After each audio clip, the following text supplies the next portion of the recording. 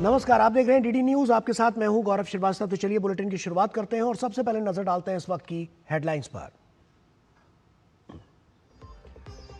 Malaysia का 2 दिवसीय दौरा संपन्न कर स्वदेश लौटे प्रधानमंत्री नरेंद्र मोदी। कहा, भारत और मलेशिया हिंद प्रशांत क्षेत्र में विकास, शांति और स्थिरता के लिए प्रतिबद्ध। आतंकवाद के खिलाफ भी एकजुट हैं दोनों देश।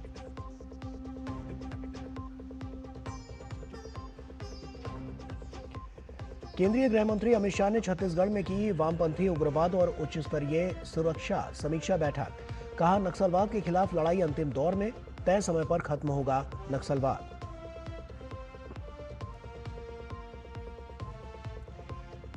असम के मुख्यमंत्री हेमंत बिस्वा शर्मा ने कांग्रेस सांसद गौरव गोगोई और उनकी पत्नी के पाकिस्तानी एजेंट के साथ गहरे संबंध के लगाए आरोप। असम मंत्रिमंडल ने मामले को गृह मंत्रालय को सौंपने का किया फैसला।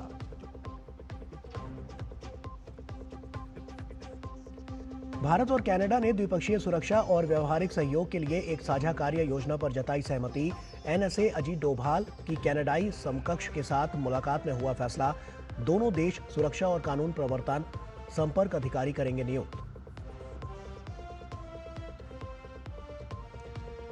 बॉक्सम एलीट इंटरनेशनल 2026 में भारत का जलवा। मुक्केबाज लवलीना बोरगोहेन और अरुंधति चौधरी के अगुवाई में भारत ने 9 स्वर्ण पदक सहित 19 पदकों पर जमाया कब्जा।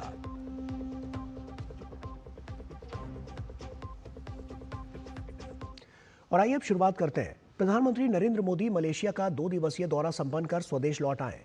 प्रधानमंत्री मोदी की यात्रा के दौरान द्विपक्षीय सहयोग में विस्तार से जुड़े बड़े फैसले हुए।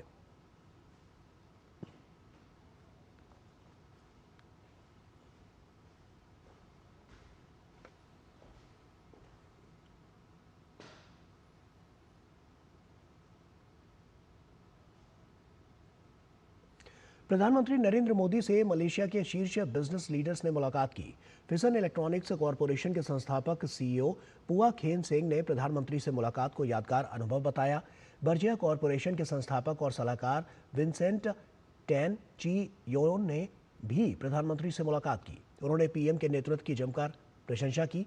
खजाना नेशनल के प्रबंध निदेशक फैसल जाहिर ने भी प्रधानमंत्री से मुलाकात की। उन्होंने पीएम से भेंट पर बेहद खुशी व्यक्त की। पेट्रोनास के सीईओ तेंगकू मोहम्मद तौफीक ने भी प्रधानमंत्री नरेंद्र मोदी से मुलाकात की। उन्होंने पीएम से मुलाकात को बेहद अहम पल बताया।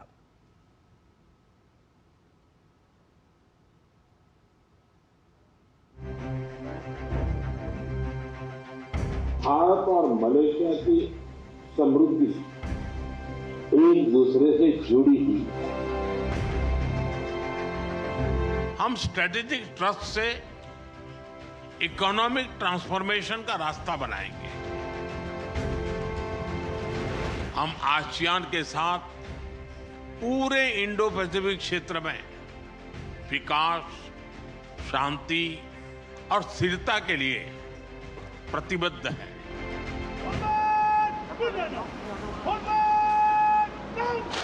प्रधानमंत्री नरेंद्र मोदी ने अपनी मलेशिया यात्रा के दौरान दोनों देशों के बीच संबंधों को गहरा और आत्मीय बताया। पुत्रजा स्थित परदाना पुत्र भवन में उनका औपचारिक स्वागत हुआ। गार्ड ऑफ ऑनर और उसके बाद प्रतिनिधिमंडल स्तर और द्विपक्षीय वार्ताएं हुई। दोनों ही प्रधानमंत्रियों ने एक दूसरे के बढ़ते सहयोग, साझा संस्कृति, सभ्यता की सराहना की। प्रधानमंत्री मोदी ने कहा कि आतंकवाद के खिलाफ दोहरे मापदंड अस्वीकार्य होने चाहिए, जबकि मलेशिया के प्रधानमंत्री ने वैश्विक शांति और स्थिरता में भारतीय भूमिका की सराहना की।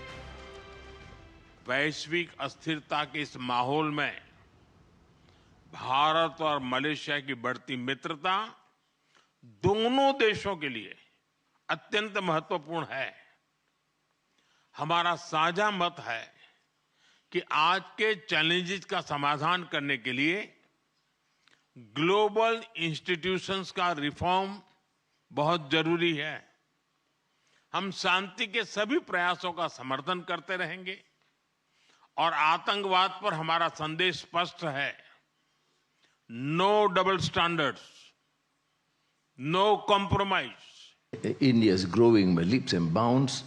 It won spectacular rise in the international economic and trade scene, and therefore Malaysia, in the ASEAN contacts. It would certainly benefit immensely if we could secure more ways and opportunities to collaborate with India.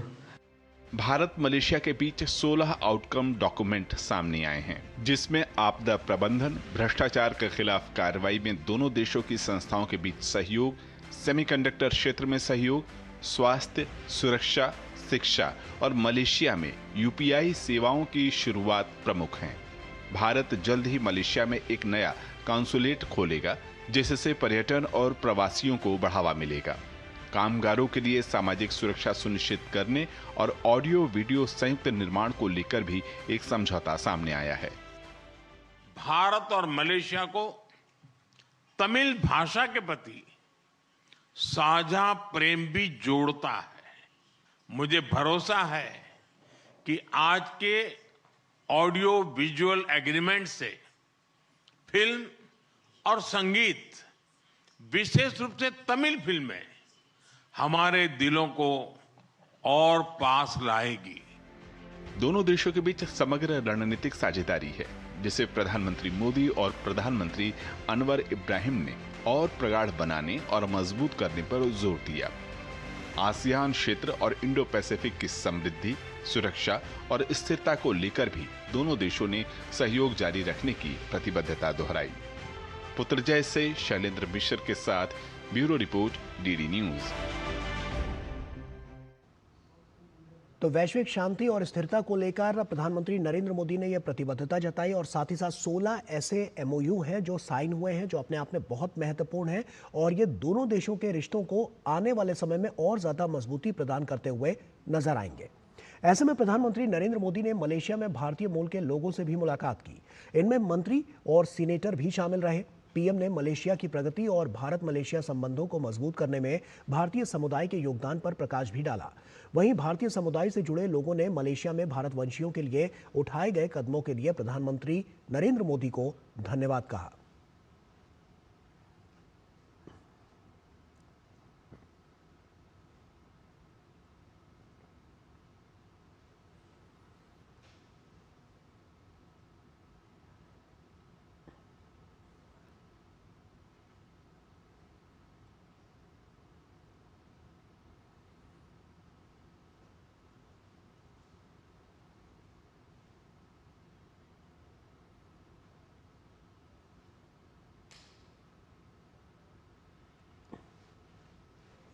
और प्रधानमंत्री नरेंद्र मोदी ने Malaysia में INA के सिपाहियों से मुलाकात की। Indian national army का भारत के स्वतंत्रता संघर्ष में अहम योगदान है। इसका नेतृत्व सुभाष चंद्र बोस ने किया था।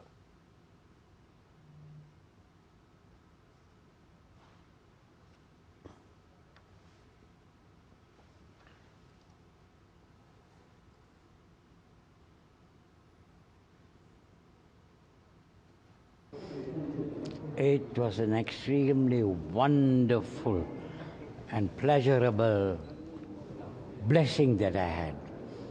The Prime Minister was looking so young, and he could recollect the past of Netaji Subhash Chandra Bose, with whom I had the pleasure of meeting, and I was even garlanded by him. And we were talking about the progress of India since the early days. And I quite humbly congratulated the Prime Minister for being firm and developing India in many areas, caring for the villages of India, building toilets, taking care, providing for their health, and again then of course being strong, how strongly he is concentrating on the economic development of India and how it is progressing. प्रधानमंत्री नरेंद्र मोदी ने Malaysia यात्रा के दौरान वैश्विक शांति और स्थिरता को लेकर भारत की प्रतिबद्धता को दोहराया। साथ ही मलेशिया की आसियान और इंडो पैसिफिक में भूमिका को सहयोग करने की बात भी प्रधानमंत्री ने कही। दोनों ही देशों में यह भी दिखाया है कि वे क्षेत्रीय और समग्र रणनीतिक साझेदारी को प्रगाढ़ करने के लिए काम करेंगे।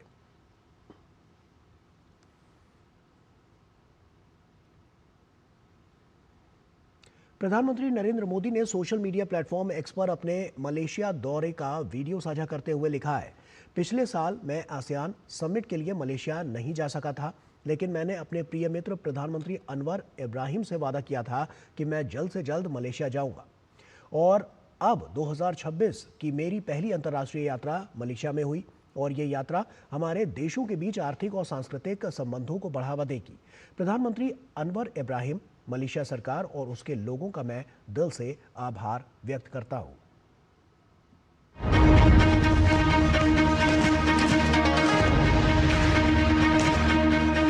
भारत और मलेशिया के संबंध बहुत विशेष हैं। हम मैरीटाइम नेबर्स हैं। सदियों से हमारे लोगों के बीच गहरे और आत्मीय रिश्ते रहे हैं। आज मलेशिया भारतीय मूल की आबादी वाला दुनिया का दूसरा सबसे बड़ा देश है। हमारी सभ्यताएं साझा सांस्कृतिक विरासत और लोकतांत्रिक मूल्यों से जुड़ी हुई है।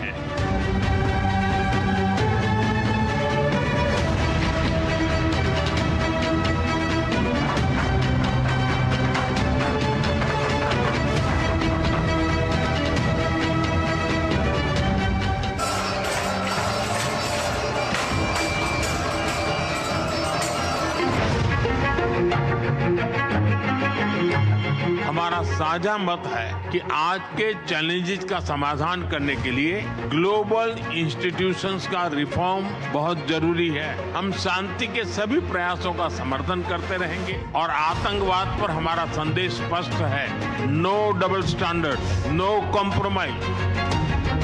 India is growing by leaps and bounds in one spectacular rise in the international economic and trade scene.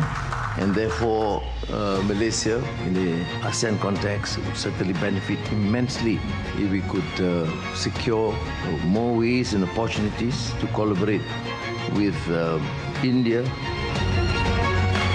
Bharat और मलेशिया को तमिल भाषा के प्रति साझा प्रेम भी जोड़ता है। मलेशिया में तमिल की मजबूत और जीवंत उपस्थिति शिक्षा, मीडिया और सांस्कृतिक जीवन में दिखाई देती है।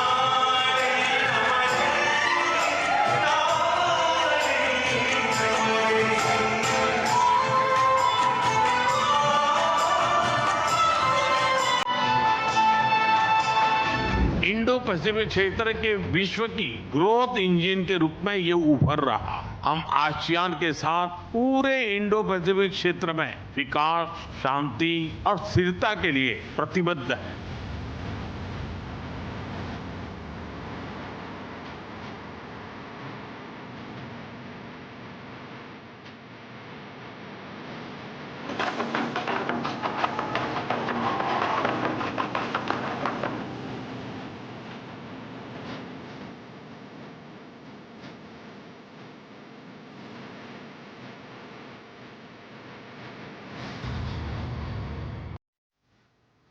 और जापान में संसदीय चुनाव में सनाए ताकाइची को ऐतिहासिक जीत हासिल हुई, जिसके बाद प्रधानमंत्री मोदी ने सनाए ताकाइची को उनकी जीत पर हार्दिक बधाई दी।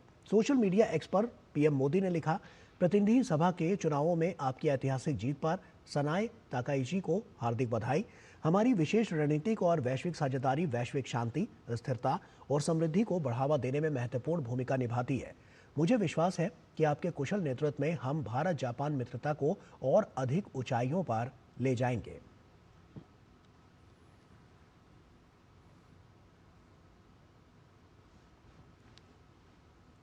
भारत के 5 दिवसीय दौरे पर आए सेशल्स के राष्ट्रपति डॉक्टर पैट्रिक एरमिनी से मुंबई में महाराष्ट्र के मुख्यमंत्री देवेंद्र फडणवीस ने मुलाकात की। इस मुलाकात में सेशल्स के विदेश और प्रवासी मामलों के मंत्री बैरी फोरे, वित्त, आर्थिक योजना, व्यापार और निवेश मंत्री पियरे लापोर्टे भी मौजूद रहे। वहीं दूसरी ओर मुख्यमंत्री फडणवीस के अलावा मुख्य सचिव समेत अन्य अधिकारी भी मौजूद रहे।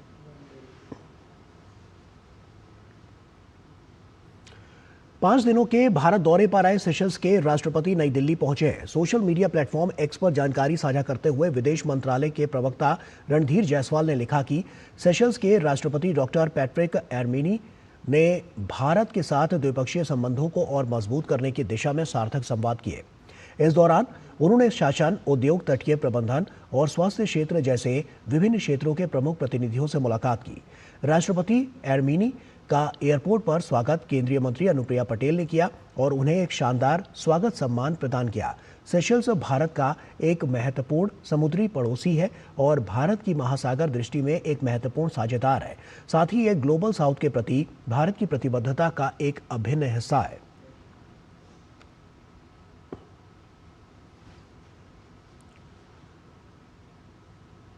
भारत और कनाडा ने सुरक्षा एवं कानून प्रवर्तन संपर्क अधिकारियों की नियुक्ति पर सहमति जताई है। यह फैसला राष्ट्रीय सुरक्षा सलाहकार अजीत डोभाल के कनाडा के दौरे के दौरान लिया गया। यह मुलाकात 6 और 7 फरवरी को ओटावा में हुई। अजीत डोभाल ने कनाडा की प्रधानमंत्री की उप सचिव और राष्ट्रीय सुरक्षा एवं खुफिया सलाहकार नताली ड्रोइन से बात की। दोनों पक्षों ने अपने देशों और नागरिकों की सुरक्षा के लिए सहयोग बढ़ाने पर जोर दिया। उन्होंने एक साझा कार्य योजना बनाई जो उनकी प्राथमिकताओं पर व्यवहारिक मदद देगी। इससे ड्रग्स की अवैध तस्करी और अंतर्राष्ट्रीय संगठित अपराध पर रोक लगाने में सहायता मिलेगी। साथ ही साइबर सुरक्षा पर भी साथ काम करने की प्रतिबद्धता जताई गई। इसके अलावा अजीत डोभाल ने 6 फरवरी को कनाडा के सार्वजनिक सुरक्षा मंत्री गैरी आनंद संगारे से भी मुलाकात की थी।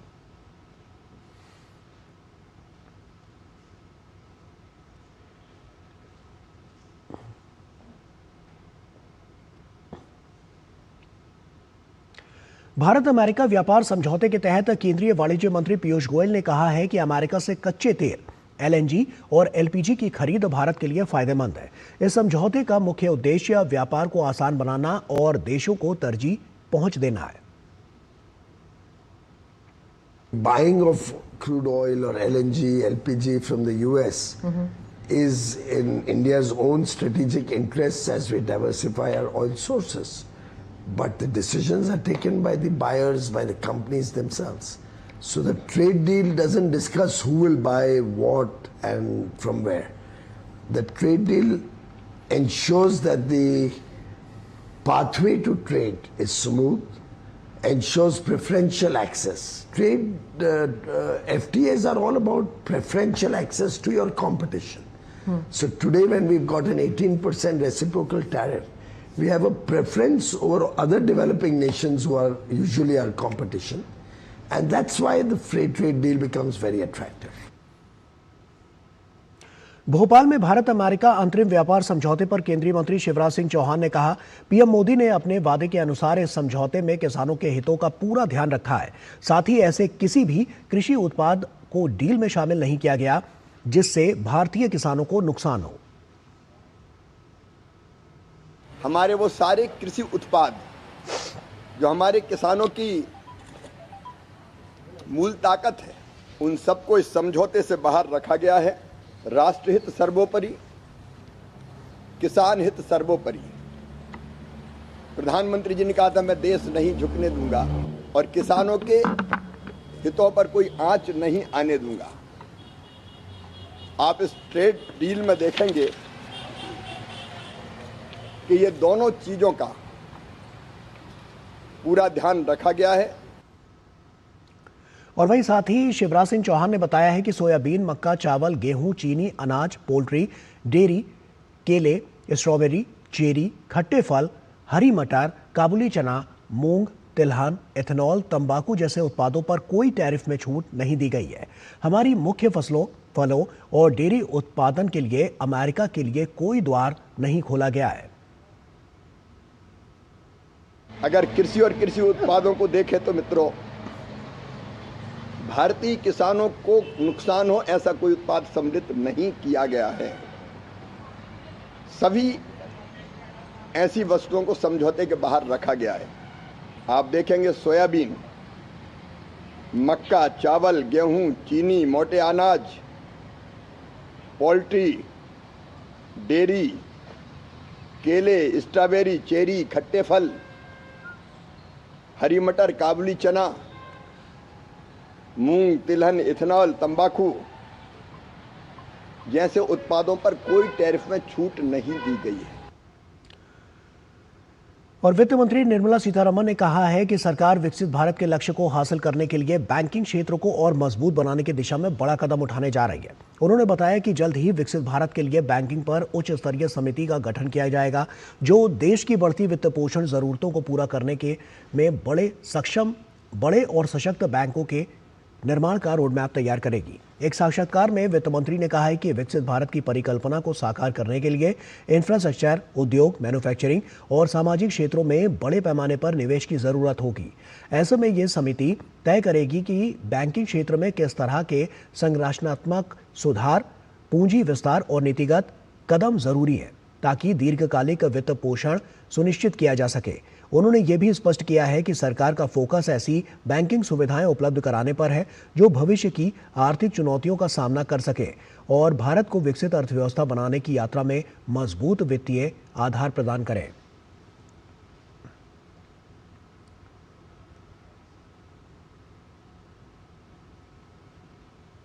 India AI impact summit 2026 global south में आयोजित होने वाला पहला वैश्विक एआई शिखर सम्मेलन होगा। यह समिट 16 से 20 फरवरी तक नई दिल्ली में आयोजित होगा, जिसमें 100 से अधिक देश हिस्सा लेंगे। करीब 20 देशों के राष्ट्रीय अध्यक्ष, 50 से अधिक अंतर्राष्ट्रीय मंत्री और 40 से अधिक वैश्विक सीईओ भाग लेंगे। इस समिट का उद्देश्य एआई को मशीनों की सीमाओं से बाहर निकालकर लोगों के जीवन को बेहतर बनाने, धरती को सुरक्षित रखने और विकास को हर वर्ग तक पहुंचाने का माध्यम बनाना है। इसी सोच को स्पष्ट दिशा देने के लिए समिट को 3 मूलभूत सूत्रों पीपल, प्लैनेट और प्रोग्रेस पर आधारित किया गया है।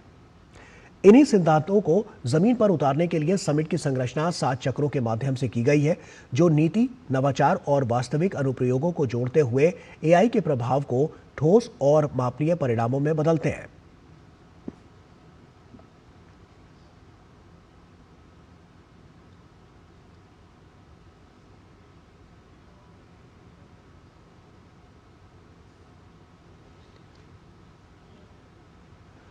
तो वैश्विक एआई सहयोग 7 चक्र जो है मानव पूंजी, कौशल, रोजगार और कार्यबल परिवर्तन से जुड़े मुद्दों का तत्वाधान है। इसके अलावा सामाजिक सशक्तिकरण के लिए समावेशन, भाषाई, क्षेत्रीय और सामाजिक विविधताओं के अनुरूप हो एआई, तकनीक का लाभ अंतिम व्यक्ति तक पहुंचे, इस बात को सुनिश्चित किया गया है। इसके अलावा अगर बात करें तो सुरक्षित और विश्वसनीय एआई किस तरह से होगा, पारदर्शी, जवाबदेह और विश्वसनीय एआई हो, इस पर खास फोकस किया गया है। नवाचार के साथ सार्वजनिक विश्वास भी कायम रहे और इसी बात को फोकस में रखकर आगे की जो प्रणाली उसको बनाया गया है। दृढ़ता, नवाचार और दक्षता पर भी फोकस किया गया है। केंद्रीय गृह मंत्री अमित शाह ने छत्तीसगढ़ दौरे पर एक कार्यक्रम में संबोधित करते हुए कांग्रेस पर निशाना साधा।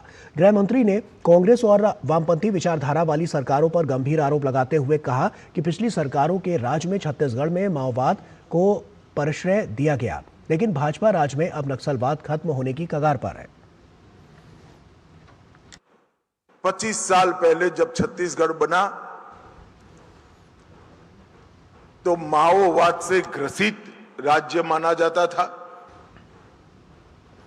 25 साल में से करीब 18 साल भारतीय जनता पार्टी की सरकार रही, 7 साल कांग्रेस की सरकार रही और 25 साल के बाद मुड़कर देखते हैं तो बीमारू राज्य विकसित राज्य बनने के कगार पर है और माओवाद का नामो निशान समाप्त होने के कगार पर। और डॉक्टर रमन सिंह ने ये 15 सालों में विकास के हर आयाम में छत्तीसगढ़ को आगे ले जाने का काम किया। माओवादी विचारधारा से वो भी लड़े, संघर्ष किया नक्सलिज्म के सामने, जितना हो सकता था उसका कंट्रोल भी किया।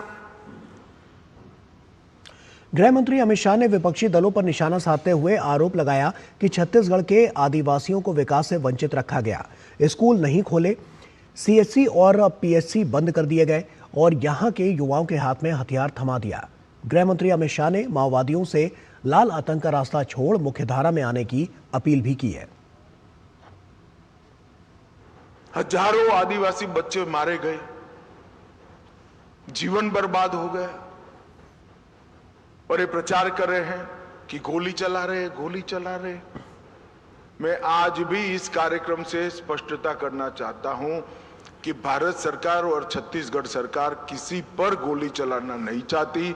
सभी माओवादी हथियार डाल दे, उनके लिए रेड कारपेट बिछाकर हम उनका स्वागत करेंगे।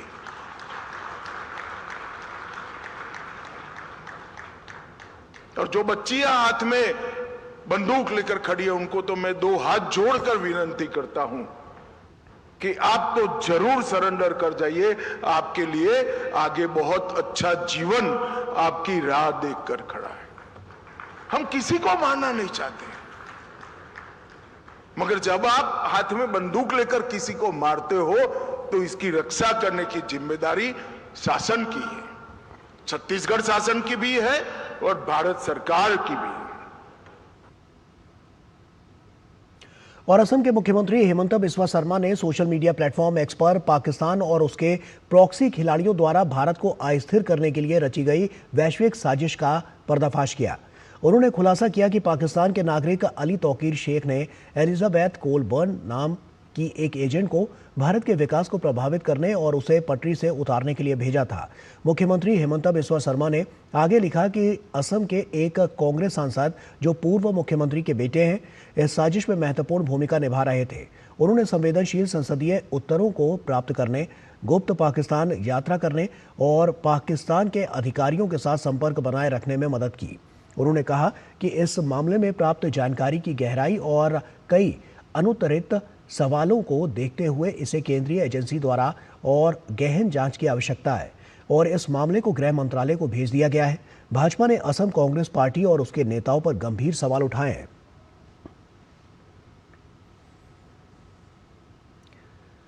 भाजपा ने पाकिस्तान कनेक्शन को लेकर गौरव गोगोई की आलोचना की है। भाजपा नेता शहनवाज हुसैन, शाजिया इल्मी और आरपी सिंह ने गौरव गोगोई पर जमकर हमला बोला और कहा कि वे इस मामले को राजनीति बताकर जनता को गुमराह करने की कोशिश कर रहे हैं।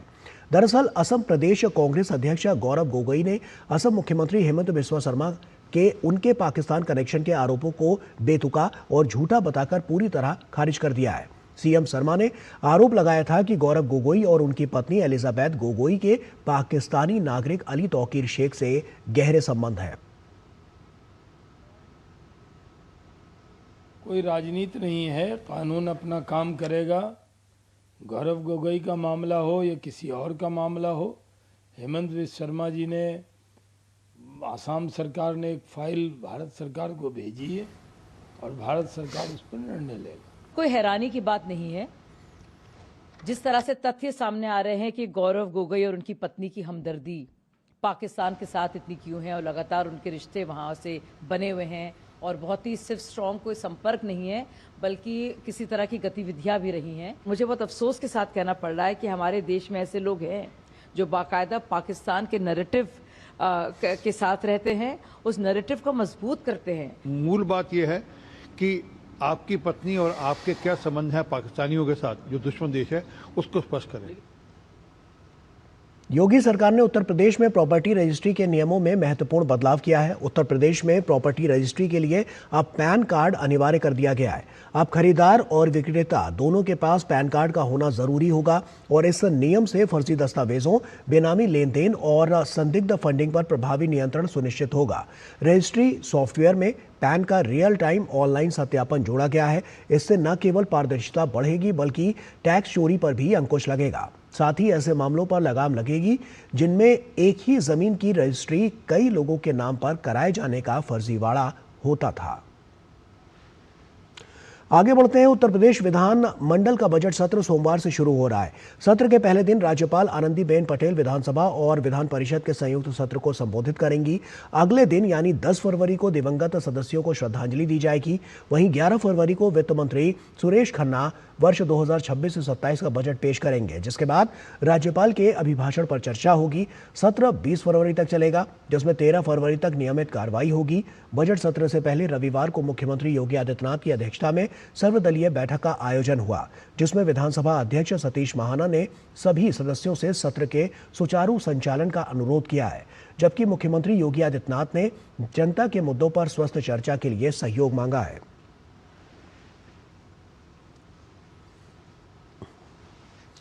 और वाराणसी के कोतवाली थाने में दर्ज कोडीन कफ सिरप तस्करी के मामले में पुलिस ने बड़ी कार्रवाई की है। इस संबंध में काशी के डीसीपी गौरव वंशवल ने बताया है कि मुख्य आरोपी शुभम जायसवाल के 5 साथियों को रविवार को गिरफ्तार कर लिया गया है। वहीं गिरफ्तार आरोपियों में अभिनव यादव, देवेश जायसवाल, अमित जायसवाल, अंकुश सिंह और घनश्याम मौर्य शामिल हैं।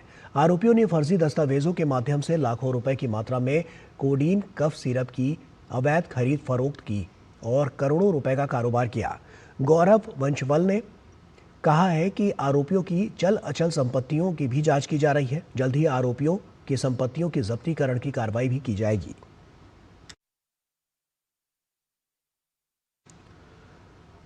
कोडेन कफ सिरप का अभियोग पंजीकृत कराया गया था कोतवाली थाना में पिछला साल।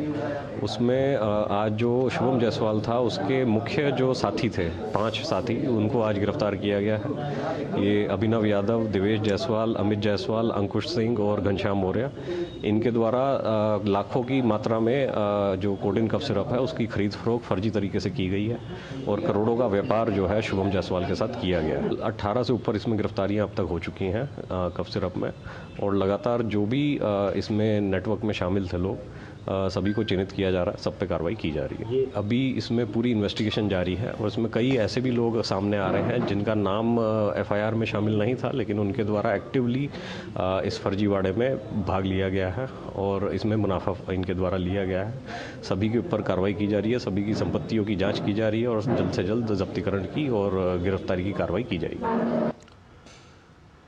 भाजपा के नेतृत्व वाली दिल्ली सरकार ने अपना 1 साल पूरा कर लिया है। आज से विभिन्न विभागों के विकास कार्यों और परियोजनाओं के उद्घाटन और शिलान्यास की शुरुआत हो चुकी है। आज रामलीला मैदान में 500 इलेक्ट्रिक बसों को दिल्ली की जनता के लिए समर्पित किया गया।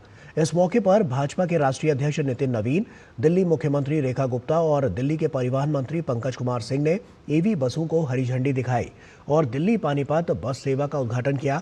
इस अवसर पर 20 फरवरी तक कई कार्यक्रमों का आयोजन किया जाएगा, जहां रोजाना सरकार की कई योजनाओं को जनता को समर्पित किया जाएगा। 21 फरवरी को दिल्ली सरकार अपना रिपोर्ट कार्ड जनता के सामने पेश करेगी और 22 फरवरी से फिर से जनता के बीच जाकर उन्हें सीधे अपनी उपलब्धियों के बारे में बताया जाएगा। इस मौके पर मुख्यमंत्री रेखा गुप्ता ने कहा कि दिल्ली में मेट्रो के विस्तार का काम जारी है। जनता को 500 ई बसें समर्पित की जाएंगी। सीएम ने कहा कि 2028 तक 14,000 ई बसें सड़कों पर उतरेंगी और जल्द ही ईवी पॉलिसी लाने की घोषणा भी की जाएगी।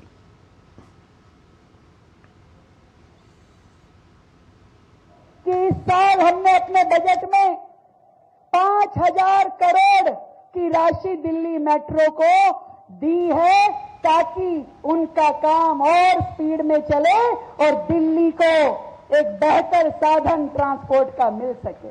दिल्ली पहला राज्य बना है जो आदरणीय अमित शाह जी के सहकार भारती टैक्सी, सहकार टैक्सी को अनुबंध साइन करने के बाद सबसे पहले दिल्ली ने सहकार टैक्सी के साथ अनुबंध किया है। हम लोग ई रिक्शा पे भी नई पॉलिसी लेके आ रहे हैं ताकि ई रिक्शा को रेगुलराइज किया जा सके और उनको बेहतर सुविधा के नाते इस्तेमाल किया जा सके। दिल्ली सरकार एक बेहतरीन ईवी पॉलिसी लेके आएगी जिसमें दिल्ली को बेहतर एनवायरमेंट फ्रेंडली और क्लीन फ्यूल प्राइवेट ट्रांसपोर्ट के साधन मिल पाएंगे। और भाजपा के राष्ट्रीय अध्यक्ष नितिन नवीन ने रामलीला ग्राउंड में 500 नई इलेक्ट्रिक बसों के शुभारंभ को लेकर दिल्ली सरकार को बधाई दी। इस मौके पर उन्होंने कहा कि दिल्ली सरकार ने अपने वादों को पूरा किया और ये कदम दिल्ली के परिवहन व्यवस्था को और भी बेहतर बनाने की दिशा में एक महत्वपूर्ण पहल है। नितिन नवीन ने दिल्ली की पुरानी सरकार पर भी निशाना साधते हुए कहा कि पिछले शासन में किए गए झूठे वादे लगातार दिल्ली की जनता के लिए समस्या बने रहे। बहुत लंबे समय तक उनके झूठे वादों से,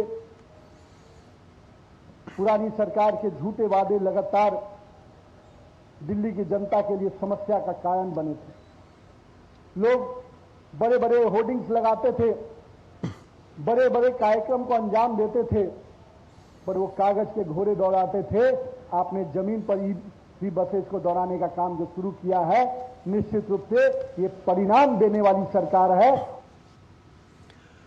राजधानी दिल्ली में साहित्य और संस्कृति का बड़ा उत्सव दिल्ली लिटरेचर फेस्टिवल की धूम देखने को मिली। इस आयोजन में किताबों के विमोचन के साथ साथ कविता पाठ, पैनल चर्चा और युवाओं के लिए विशेष सत्र भी आयोजित किया गया। फेस्टिवल का उद्देश्य नई पीढ़ी को साहित्य से जोड़ना और विचारों के आदान प्रदान को बढ़ावा देना है। दिल्ली लिटरेचर फेस्टिवल में बड़ी संख्या में पहुंचे साहित्य प्रेमियों के बीच कार्यक्रम को लेकर खासा उत्साह का माहौल रहा और 3 दिवसीय उत्सव पाठकों, लेखकों और साहित्य प्रेमियों के लिए एक जीवंत साहित्यिक मेला साबित हुआ। हरियाणा के सूरजकुंड अंतर्राष्ट्रीय शिल्प मेले में शनिवार शाम झूला टूटने से हुए बड़े हादसे में ड्यूटी पर तैनात इंस्पेक्टर जगदीश प्रसाद ने अपनी जान गंवा दी थी। इस घटनाक्रम के संबंध में थाना सूरजकुंड में हिमाचल फन केयर कंपनी के प्रोपराइटर मोहम्मद शाकिर व एक अन्य आरोपी नितेश निवासी मेरठ कैंट उत्तर प्रदेश के विरुद्ध गैर इरादतन हत्या की धारा के अंतर्गत मामला दर्ज कर गिरफ्तार किया गया है। पार्थ गुप्ता एमडी टूरिज्म के अनुसार मामले की जांच के लिए थाना सूरजकुंड की एक विशेष अनुसंधान टीम गठित की गई है। टीम द्वारा वैज्ञानिक पहलुओं के आधार पर मामले का अनुसंधान किया जा रहा है। कल जो है करीबन 6:15 बजे शाम में यहाँ पे मेले में जो अम्यूजमेंट पार्क में एक जो झूला था उसमें एक्सीडेंट हुआ।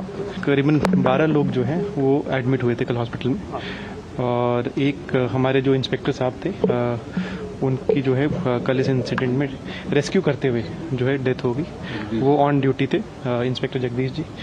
प्रशासन ने जो है एक एडीसी लेवल की टीम जो है कमेटी गठित करी है इस पूरे प्रक्रिया को जांच करने के लिए और इसमें जो भी कमी पेशी आएगी उसके ऊपर आगे जो है नियमानुसार कार्रवाई होगी। राष्ट्रपति द्रौपदी मुर्मू ने भारत के तीसरे राष्ट्रपति डॉक्टर जाकिर हुसैन की जयंती के अवसर पर उन्हें पुष्पांजलि अर्पित की। इस अवसर पर राष्ट्रपति भवन में एक कार्यक्रम आयोजित किया गया। कार्यक्रम के दौरान राष्ट्रपति द्रौपदी मुर्मू ने डॉक्टर जाकिर हुसैन के विचारों और देश के प्रति उनके योगदान को याद किया।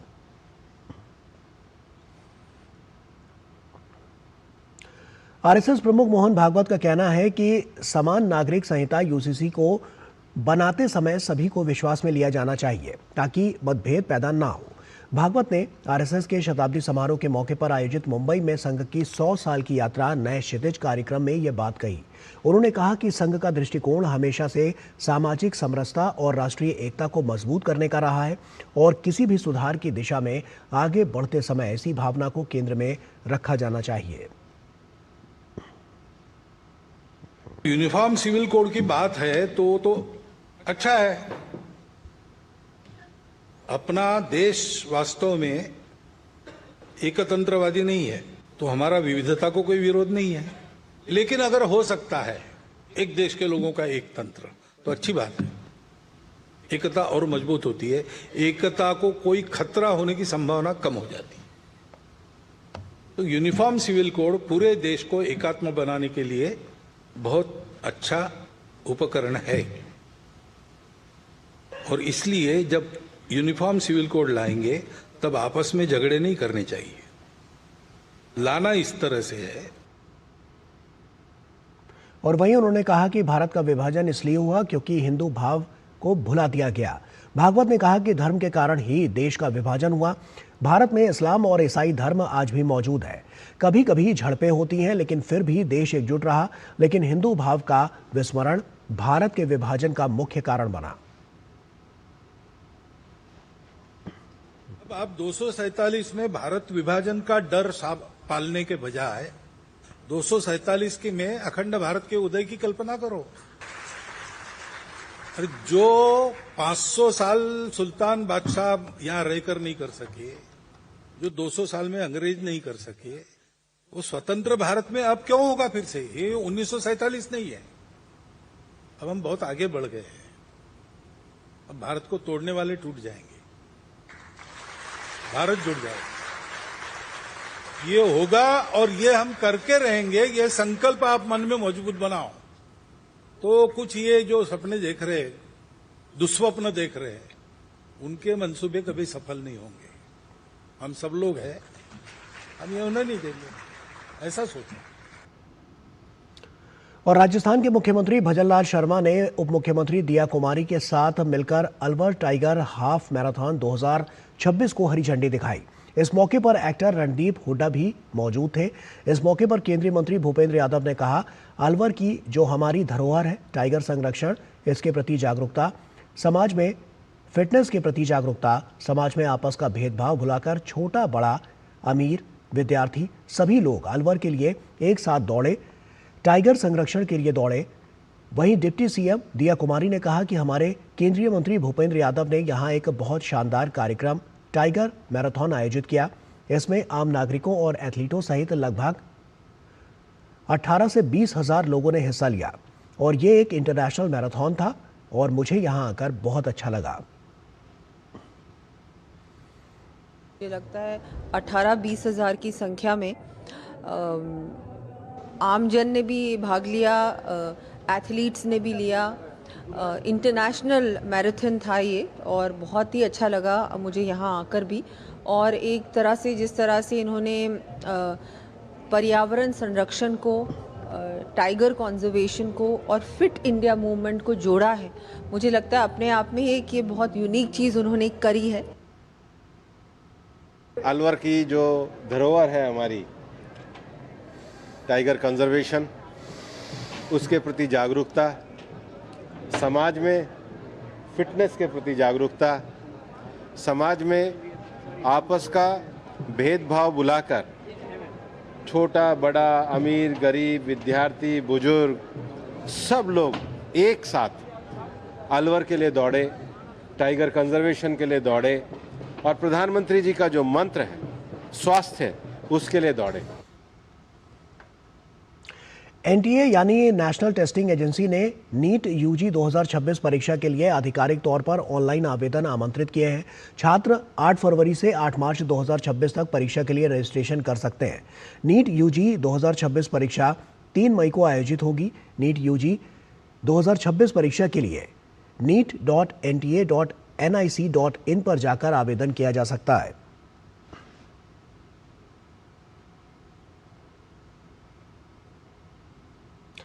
आवेदन आमंत्रित किए 8 फरवरी से 8 मार्च 2026 तक परीक्षा के लिए किए जा सकते हैं।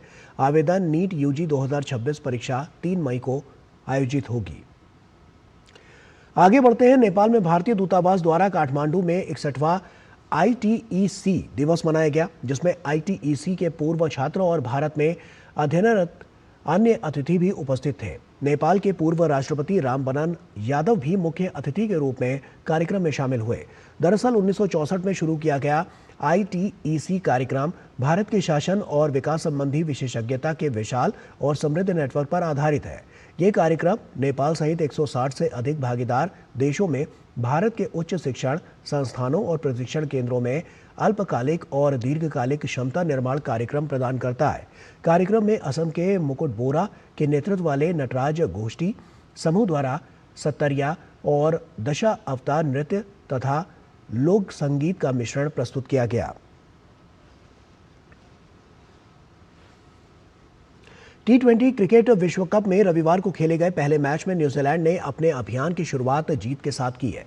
टूर्नामेंट के ग्रुप डी में खेले गए मुकाबले में न्यूजीलैंड ने अफगानिस्तान को 5 विकेट से हरा दिया। अफगानिस्तान ने पहले बल्लेबाजी करते हुए गुलबदीन नईब के अर्धशतक की मदद से 20 ओवर में 6 विकेट पर 182 रन बनाए थे। न्यूजीलैंड ने 17.5 ओवर में 5 विकेट पर 183 रन बनाकर जीत दर्ज कर ली। न्यूजीलैंड के लिए इस मैच के हीरो सीफर्ड रहे। सीफर्ड ने 42 गेंदों पर 65 रनों की दमदार पारी खेली, जिसमें 7 चौके और 3 छक्के शामिल हैं। रविवार को खेले गए ग्रुप दौर के एक अन्य रोमांचक मुकाबले में इंग्लैंड ने नेपाल को हरा दिया। दोनों टीमों के बीच खेले गए शानदार मुकाबले में इंग्लैंड ने टॉस जीतकर पहले बल्लेबाजी करते हुए नेपाल के सामने जीत के लिए 185 रनों का लक्ष्य रखा था। इंग्लैंड के लिए जैकब वेथेल ने 55 और कप्तान हैरी ब्रोक ने 53 रन की आक्रामक अर्धशतकीय पारी खेली। वहीं इंग्लैंड द्वारा दिए गए लक्ष्य का पीछा करते हुए नेपाल ने इंग्लैंड के सामने जीत की मजबूत दावेदारी पेश की। आखिरी ओवर में नेपाल को 10 रन चाहिए थे। हालांकि सैम करन की गेंदबाजी के सामने नेपाल सिर्फ 5 रन ही बना सका और 4 रन से मुकाबला हार गया। भारत ने बॉक्सम एलीट इंटरनेशनल 2026 मुक्केबाजी टूर्नामेंट में शानदार प्रदर्शन करते हुए 9 स्वर्ण, 3 रजत और 7 कांस्य पदक सहित कुल 19 पदक अपने नाम किए। स्पेन में आयोजित इस प्रतिष्ठित टूर्नामेंट में भारत ने विशेष रूप से महिला वर्ग में ऐतिहासिक प्रदर्शन किया। ओलंपिक पदक विजेता लवलीना बोरगोहेन और पूर्व यूथ विश्व चैंपियन अरुंधति चौधरी के नेतृत्व में भारत की 7 महिला मुक्केबाजों ने फाइनल में जगह बनाई और सभी ने स्वर्ण पदक जीते। एशियाई राइफल और पिस्टल शूटिंग चैंपियनशिप में भारतीय निशानेबाजों का शानदार प्रदर्शन जारी है। भारत के युवा निशानेबाज हिमांशु और शांभवी ने इस प्रतियोगिता में 3-3 पदक अपने नाम करने में सफलता हासिल की है। विजेता खिलाड़ियों ने हमारे सहयोगी नारायण सिंह के साथ बातचीत में अपने अनुभव साझा किए। एशियन राइफल और पिस्टल शूटिंग चैंपियनशिप में भारत का दबदबा कायम है और जूनियर कैटेगरी में भारत के 2 युवा शूटर्स हैं, उन्होंने कमाल किया है। हमारे साथ हिमांशु और संभवी हैं जिन्होंने 3-3 गोल्ड मेडल जीते हैं इस चैंपियनशिप में जूनियर कैटेगरी में। तो कंपटीशन किस तरह था पूरा, उसके बारे में बताइए। सर कंपटीशन अच्छा था और ज़्यादातर यही रहता है कि एक हेल्दी कंपटीशन हो तो और भी मज़ा आता है, बट हमारा गेम में हमसे खुद से ही कंपटीशन होता है तो उसमें बड़ा मज़ा आता है कि खुद से ही लड़ना होता है, तो वो थोड़ा अलग टाइप का हो जाता है तो और उसमें बड़ा मज़ा आता है। संभवी भी हमारे साथ है जिन्होंने पिछले 1 साल के अंदर कई अंतर्राष्ट्रीय कीर्तिमान किए हैं और मेडल जीते हैं जूनियर लेवल में। संभवी फॉर्मेट इस बार थोड़ा चेंज था, तो किस तरह के चैलेंजेस रहे और कैसा लगा ये नया फॉर्मेट? क्वालिफिकेशन में जो फॉर्मेट था, तो पहले क्वालिफिकेशन में मिक्स टीम में पहले 30 मिनट्स देते थे और 10 मिनट का साइटर टाइम, मतलब प्रिपेयर होने के लिए। तो इस बार 40 मिनट्स थे क्वालिफिकेशन के लिए और साइटर के लिए 15 मिनट्स थे, तो प्रिपरेशन के लिए अच्छा हुआ हमें। और फाइनल्स का फॉर्मेट 3 सीरीज़ 5 शॉट्स के और फिर उसके बाद 3 सिंगल शॉट्स में एलिमिनेशन होगा एक ग्रुप का। और एशियन जो जूनियर चैंपियनशिप है वो भी आपने रिकॉर्ड बनाया, तो इस उपलब्धि को किस तरह देखते हैं आप हिमांशु? मैं सीनियर में जा रहा हूँ आगे, तो मैं उसको एक एज अ पॉजिटिव थिंकिंग के साथ ही लेना पसंद करना चाहेंगे कि हमने पहले भी जूनियर वर्ल्ड रिकॉर्ड है, तो अब हम आगे सीनियर में भी इसी पॉजिटिविटी इसी मेंटलिटी के साथ आगे जा पाएँ कि हम इसी तरह सीनियर में भी रिकॉर्ड बनाएं आगे का। संभवी अगर बात करें, लगातार आपका जो प्रदर्शन रहा एकदम शानदार रहा, इंटरनेशनल मेडल जीते हैं आपने, चाहे वो जर्मनी में हो चाहे कजाकिस्तान में हो, इंडिविजुअल गोल्ड जीते, टीम इवेंट में मेडल जीते, तो आगे की क्या तैयारियां हैं सीनियर के लिए? किस तरह की तैयारियां, कितना प्रेशर है और सीनियर लेवल पे भी मेडल जीतना देश के लिए?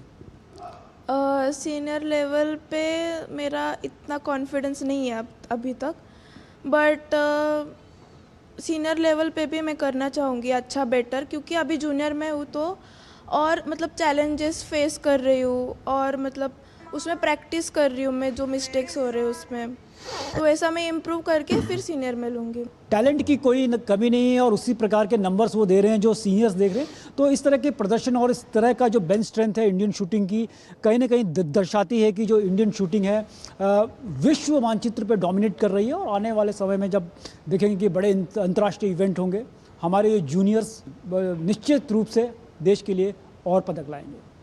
कैमरा पर्सन सुमित के साथ नारायण सिंह, डीडी न्यूज़, दिल्ली। रविवार सुबह दिल्ली में fit India Sundays on cycle का आयोजन किया गया। फिटनेस को अपनी दिनचर्या का हिस्सा बना चुके लोग दिल्ली के श्यामा प्रसाद मुखर्जी स्विमिंग कॉम्प्लेक्स में एकत्रित हुए।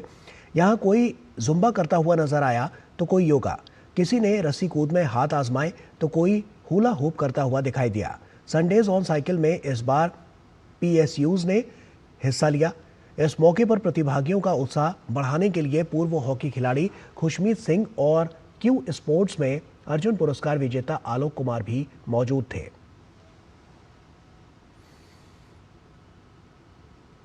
भारत और अमेरिका के बीच हुए नए ट्रेड डील में सूरत के हीरा और टेक्सटाइल व्यापारियों में उत्साह की लहर दौड़ गई है। अमेरिका ने भारतीय सामानों पर लगने वाले टैरिफ को 50% से घटाकर 18% कर दिया है, जो सूरत की डायमंड पॉलिशिंग और टेक्सटाइल इंडस्ट्री के लिए बड़ा बूस्टर साबित होगा। सूरत दुनिया का सबसे बड़ा डायमंड कटिंग हब है। पिछले साल टैरिफ बढ़ने से 44% निर्यात गिरावट झेल चुका था, लेकिन अब अमेरिकी बाजार में फिर से प्रतिस्पर्धा बढ़ेगी। इस ट्रेड डील से निर्यात लागत घटेगी, मांग बढ़ेगी, रोजगार के अवसर वापस आएंगे और प्रतिस्पर्धी क्षमता में वृद्धि होगी। भारत और अमेरिका के बीच हुए ट्रेड डील से व्यापारियों के चेहरे पर रौनक लौट आई है। यूएस के साथ हमारा जो ट्रेड डील हुआ है ये जीरो नहीं हुआ है, ये 50% से 18% हुआ है और ये हमारे लिए, भारत के लिए, खासकर मैं सूरत के लिए कहूँगा कि ये स्वर्णिम अवसर है, बहुत बड़ी अपॉर्चुनिटी है। मैं बधाई दूंगा हमारे देश के प्रधानमंत्री आदरणीय मोदी साहब को। आज हमारे पास में एक अपॉर्चुनिटी मिली है सरकार की तरफ से, वो यूएस में भले वो 50 का 18% हो, जिसमें 32% का एक रिडक्शन आया है। दूसरी एक अपॉर्चुनिटी मिली है हमें एफटीए करके यूरोप के साथ में। तो आज हमारे पास एक बहुत बड़ा वास्ट फील्ड क्रिएट हुआ है एक्सपोर्ट्स के लिए। और वहीं दिल्ली में आज 59वीं स्टेट्समैन विंटेज और क्लासिक कार रैली का आयोजन हुआ। इसका उद्घाटन दिल्ली के उपराज्यपाल वीके सक्सेना ने किया।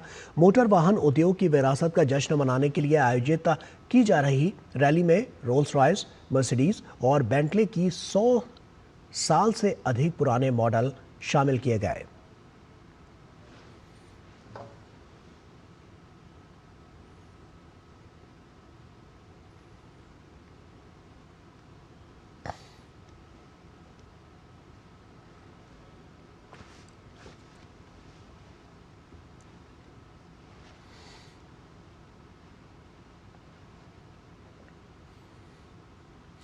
और इसी के साथ फिलहाल इतना ही। दीजिए इजाजत, नमस्कार।